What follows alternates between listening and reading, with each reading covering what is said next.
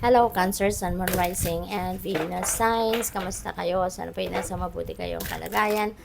Welcome back po sa Star Tarot. At kung bago kayo rito, welcome din po kayo. Please subscribe, like, share my videos, and leave me a comment kung naka-resonate kayo. So, I feel like ito na yun para sa'yo.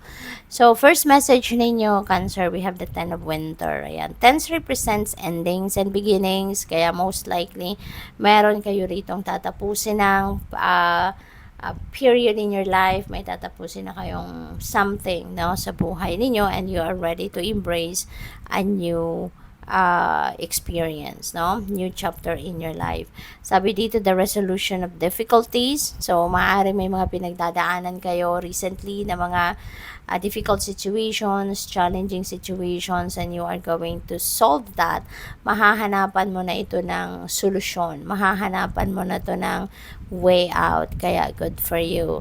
A weight lifted off your shoulders. Ayan na nga, yung parang tawag dito, mabubunutan na din kayo ng tinik sa inyong dibdib, maaalis na din yung problema, no, na bitbit ninyo sa inyong balikat, kung ano man itong burden na ito, whether it is physical burden, whether it is emotional burden, whatever that is, masosolve na yan, mahahanapan mo na yan ng solusyon. Kaya you're going to cut off the cords between you and kung ano man tong nagpapahirap sa iyo or nagpapabigat sa dalahin mo sa buhay mo. Okay?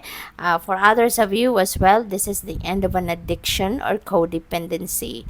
So, matatapos na, talagang mababalot na kayo rito ng positive energy at mapupunta na kayo sa isang masaya at magandang buhay. Ito na yung gusto ninyong simulan sa ngayon. So, good luck. We have King of Spring. This is really, really beautiful energy. Si King of Spring is someone who is very innovative, very inspiring, napakatalino, napaka-inspirational niya, napakalakas ng hatak niya sa tao. He is attracting people towards him na kahit hindi siya humingi ng tulong, mayroong mga taong nag-o-offer na tutulungan siya, susuportahan siya in any way, yung mga ganon, no? So, maaaring you are going to embody the energy of King of Spring sa ngayon, maaaring ganon kayo sa ngayon, ano? And also, this tells you na merong financial windfall. So, this is a windfall of money na po pwedeng dumating sa inyo. So, maaaring merong magraregalo, merong magbibigay ng pera, merong may payout, merong hindi kayo inaasahang perang dadating. Po pwede rin na winnings ito. Baka mananalo na kayo sa mga game of chance na tinatayaan ninyo, something like that, no? So, good luck sa'yo. And sabi din dito, your leadership skills are needed now, an unexpected supporter of your cause.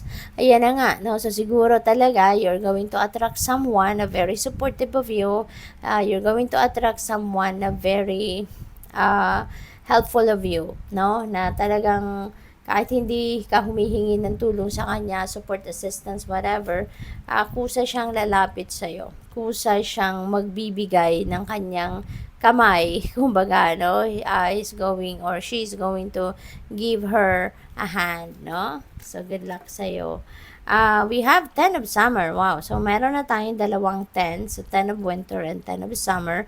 And, yung dalawang 10, that becomes angel number 1010. So, I suggest, Cancer, no, na i-google po ninyo, hanapin po ninyo kung ano ang ibig sabihin ng angel number 1010 for more guidance. Kasi, meron dito pang iba pang impormasyon, inspiration, or insights na gusto ng spirit na malaman ninyo. Okay?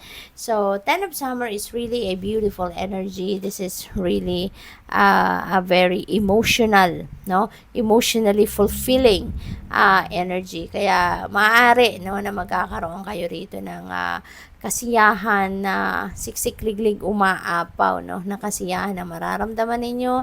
It's going to be a time of joy and happiness, no, hindi lang sa sarili ninyo mararamdaman, kundi pati na yung mga kapamilya ninyo, mga mahal ninyo sa buhay also is going to be feeling that, kasi ano ito masayang pamilya, masayang pati mga kaibigan ninyo, mga taong malalapit sa puso ninyo. Also, yung sayang ito is going to be contagious. Hindi lang ito sa pamilya ninyo mararamdaman, but also the people whom you love, is going to feel that, no?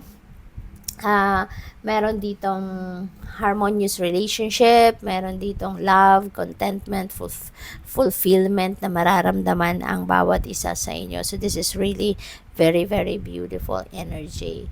Pwede kasi na yung mga wants ninyo and needs ninyo is there, no? Kaya kung ano man ang hinahanap ninyo, ano man ang kailangan ninyo, maaring nahanap nyo na yan. Kaya ngayon na-experience nyo na.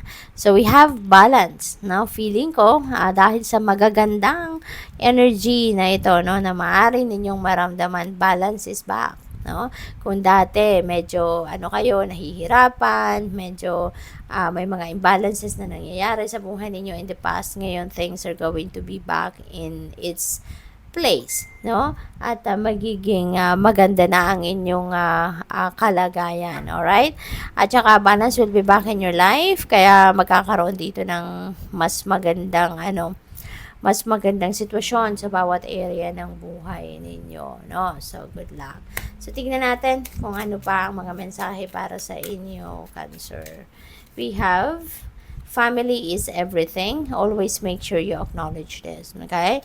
You are very family-oriented na tao, kaya for sure, ninyo yan, alam ninyo yan, no? Na napakahalaga ng pamilya, maaari din talaga na yung mga ginagawa ninyo din, mga pagsisikap at pagtsatsaga ninyo, paghihirap sa trabaho, paghahanap buhay, is inaalay ninyo yan sa pamilya. Believe in miracles, because when you do believe in miracles, no, miracles do happen. Kaya magtiwala ka, no, na may mga natutuong merong milagro. Kaya yan ay one day, you will experience that, you will see that in your life.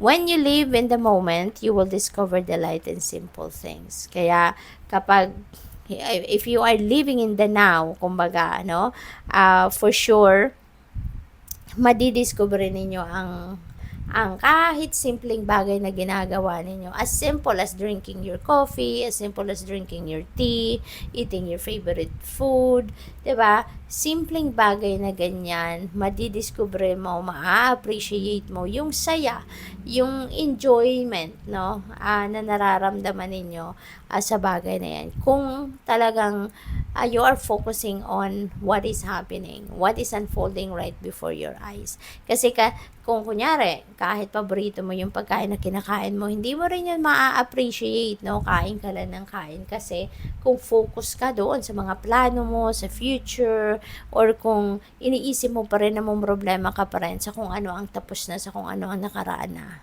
'Di ba? Kaya, when you live in the moment, dyan ninyo mararanasan yung saya, yung sarap, 'di ba, ng inyong ginagawa. Good luck sa'yo. Thank you for watching. Love and light. Namaste.